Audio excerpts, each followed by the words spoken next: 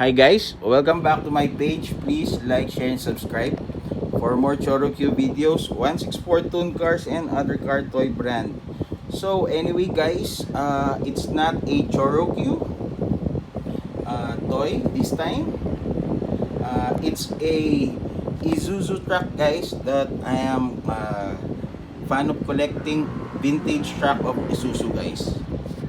And from my previous video guys, I have a Daya Toy Japan. This one and these two on the side of the big truck guys.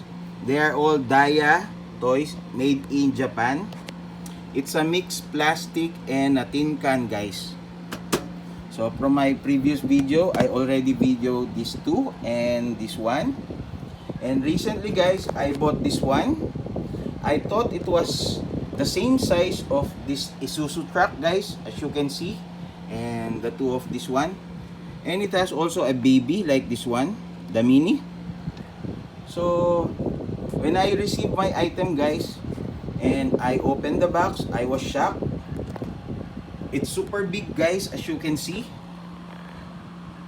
It's a Isuzu truck from the 90s.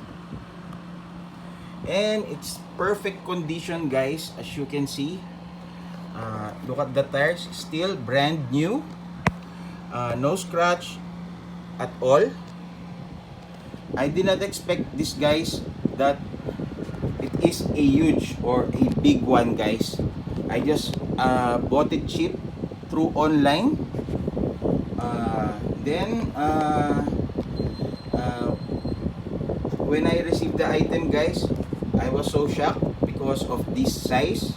I never thought that Daya Toys Japan guys has produced this kind of big toy, because my previous toys guys are just like this one and this one guys. Okay, so I didn't expect. And the dumb box guys can tilt from this one, the lock. It's all functional and very good. The doors can be open guys, as you can see. Still in very good condition.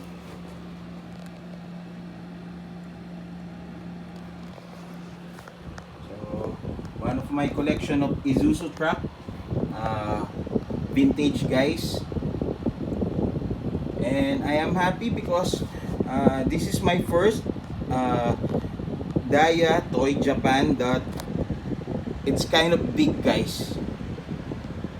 Okay, so I did not expect guys, as you can see at the back, still complete guys, even the decals. Okay, so all intact guys.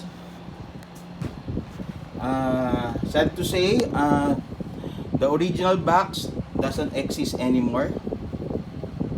Okay, but still it's a brand new one guys. Okay, again guys, this is a Daya Toy Japan, and it's a Isuzu truck guys, V330 series from the I think late 80s to early 90s guys.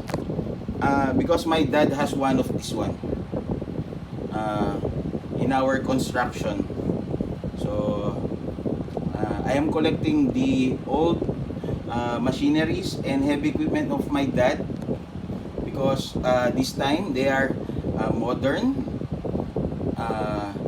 Our equipment are modern now, and I still love to see the old heavy equipment from my my early days guys. Okay, so that's it. Hope you like my video.